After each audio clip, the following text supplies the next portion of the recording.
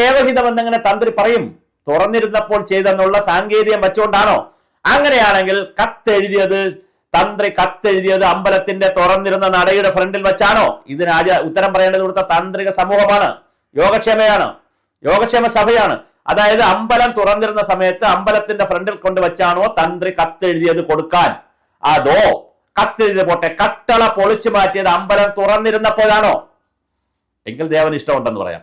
അമ്പലം അടച്ചിരുന്നപ്പോഴാണ് കട്ടളപ്പാളി എടുത്തിട്ടുള്ളെങ്കിൽ അമ്പലത്തിന്റെ മുന്നിൽ വെച്ചല്ല തന്ത്രി, തുറന്നിരുന്ന അമ്പലത്തിന് മുമ്പിൽ വെച്ചല്ല തന്ത്രി എഴുതിയ, തന്റെ ഓഫീസിൽ ഇരുന്നാണ് എഴുതിയതെങ്കിൽ ദേവഹിതം എങ്ങനെയാണ് തന്ത്രി അറിഞ്ഞത്?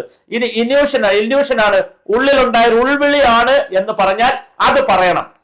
അപ്പൊ തനിക്കുണ്ടായ ഉൾവിളിയിലൂടെ ദേവഹിതം താൻ തിരിച്ചറിയുകയും അതിലൂടെ ദേവപ്രശ്നം ഒഴിവാക്കുകയും ചെയ്തു എന്ന് പറയണം. അതൊരു വലിയ പ്രശ്നമാണ് തന്ത്രി.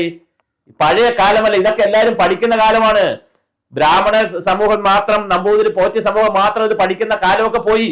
ഇന്ന് ലോകം മുഴുവൻ ഇത് പഠിക്കുകയാണ് ഈ കാര്യങ്ങൾ. ഹിന്ദു സമൂഹമൊക്കെ ഒരുപാട് ഉയർന്നു. അപ്പോൾ ദേവഹിതം എങ്ങനെയാണ് തന്ത്രി അറിഞ്ഞതെന്ന് പറയാൻ ഒരു അവകാശമുണ്ട്, തന്ത്രിക്ക് ഉത്തരവാദിത്വമുണ്ട്, അറിയാൻ വിശ്വാസി സമൂഹത്തിന് അവകാശവുമുണ്ട്.